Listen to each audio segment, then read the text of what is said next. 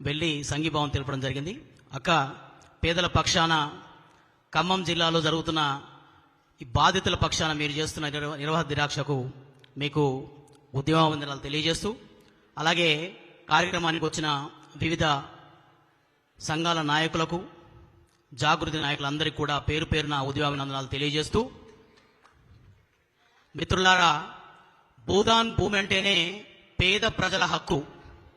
దాదాపుగా 1951లో వినోబా భావే ఒక గొప్ప ఉద్దేశంతో ఈ భూదాన్ ఉద్యమంలో దాదాపుగా 40 లక్షల ఎకరాల భూమిని భారతదేశంలో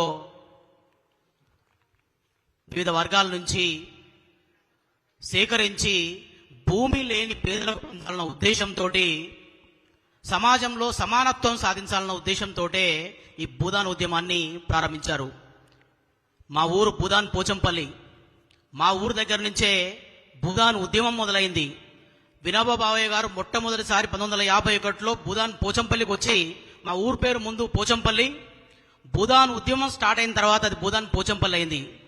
మరి అలాంటి గొప్ప భూదాన్ ఉద్యమంలో భూమి లేని పేదలకు సమాజంలో సమానత్వాన్ని ఇద్దామన్న ఉద్దేశంతో అన్ని లక్షల ఎకరాలు తీసుకొని పేద ప్రజలకు పంచితే, ఈరోజు ఖమ్మం జిల్లా వెలుగుమట్లలో ఉన్న పలంగా అర్ధరాత్రిలు రెవెన్యూ డిపార్ట్మెంట్, పోలీస్ డిపార్ట్మెంటు ఏదో యుద్ధం చేసే తీరులో వెళ్ళి 600 ఇళ్లను కూల్చి 3000 పైచిలుకు ప్రజలని అర్ధరాత్రి నిర్వాసులు చేసిన దురదృష్టకర సంఘటన. మరి ఇలాంటి సంఘటన మీరు చూస్తే తెలంగాణలో తరచుగా జరుగుతున్నాయి.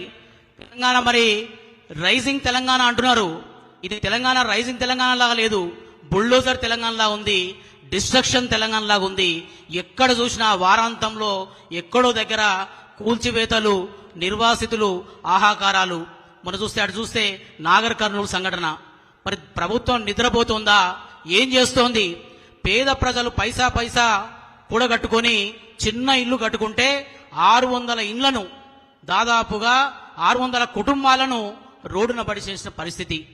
మరి ఖమ్మం జిల్లాలో ఆ సర్వే నెంబర్లో ఉన్న భూమి దాదాపుగా 250 కోట్లకు పైగా విలువ చేస్తుందని చెప్పి ప్రభుత్వంలో ఉన్న పెద్దలు గద్దలు లెక్క ఆ భూమి మీద పడి ఆ భూమిని స్వాధీనం చేసుకోవాలని చెప్పేసి ఉన్న పలంగా ఇల్లు కూలగొట్టిరు. ఉద్యమ సంస్థలు, కవితక్క, మిగతా వాళ్ళందరూ కూడా ఒక్కసారిగా మీద పడేసరికి ఈరోజు సోషల్ ఎకనామిక్ సర్వే చేసి ఎంతమంది పేదలున్నారో తెలుసుకొని ఇస్తామని రకరకాల మాటలు మాట్లాడుతున్నారు. అయాడ కనుక్కొని ఉన్నదే పేద బలుగు బలిగిన వర్గాలు ఉన్న వాళ్ళందరికీ 600 ఇళ్ళు మీరు కూల్చేసిర్రు. మీరు ఆ చిత్రాలు చూస్తే, పేపర్లో వచ్చిన చిత్రాలు చూస్తే ఇరాన్లో, ఇజ్రాయిల్లో జరుగుతున్న యుద్ధ సంఘటనలా కనబడుతున్నాయి. ఇల్లు మొత్తం నేలమట్టం చేసి చెట్ల కింద, పుట్ల కింద, పుట్టకొగరు చెట్టుకొగరు లాగా కుటుంబ సభ్యులంతా ఎక్కడ పడితే అక్కడ ఉన్నారు.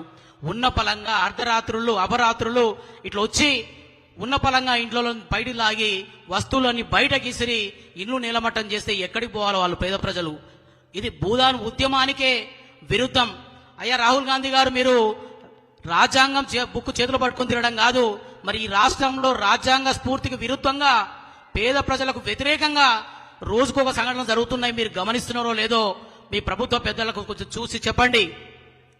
మేము ఈ వేదిక ద్వారా జాతీయ బీసీ సంక్షేమ సంఘం తరఫున ఎప్పుడు కూడా పేదల పక్షాన ఏ అక్షాలున్నా, ఏ అంశాలపైన కూడా మేము పూర్తిగా ఎప్పుడు కూడా మద్దతు ఇస్తూనే ఉంటాం.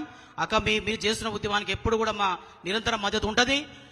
రాష్ట్రంలో ఎక్కడ ఏ మూల జరిగినా పేదల పక్షపాతి ఆర్ కృష్ణ గారు ఎప్పుడు కూడా పేద ప్రజల వెనంటి ఉంటారు. మేము జాతీయ బీసీ సంక్షేమ సంఘం తరఫు నుంచి కూడా ఉన్న పలంగా అక్కడ 600 మందికి పూర్తిగా 600 ఇండ్లు మీరు కట్టించి ఇవ్వాలి. అదే ప్లేస్ లో వాటిని రెగ్యులరైజ్ చేయాలి. వాళ్ళకు భూమి కోల్పోయిన వాళ్ళకి పట్టాలు ఇవ్వాలి.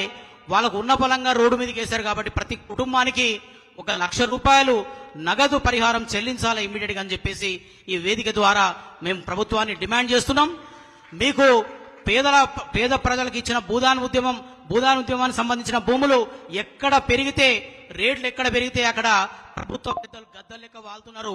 భూదాన్ ఉద్యమానికి సంబంధించిన రికార్డులను కూడా ప్రభుత్వ పరంగా మీరంతా కూడా సవ్యంగా చేసి ఆ రికార్డులన్నింటినీ కూడా సెటిలైట్ చేసి వాళ్ళకి ఇవ్వాల్సిన ఇళ్లకు సంబంధించిన పట్టాలు ఇవ్వాలని చెప్పేసి కూడా ఈ వేదిక ద్వారా తెలియజేస్తూ ఇంత మంచి అంశం పైన పేదల పట్ల నిర్వాసితుల పట్ల ఇలాంటి ఉద్యమాన్ని తీసుకున్న కవితక్క గారికి మరొకసారి ఉద్యమాభినందనాలు తెలియజేస్తూ సెలవు తీసుకుంటున్నాను. జై బీసీ, జై జై బీసీ. థ్యాంక్ యూ అన్న.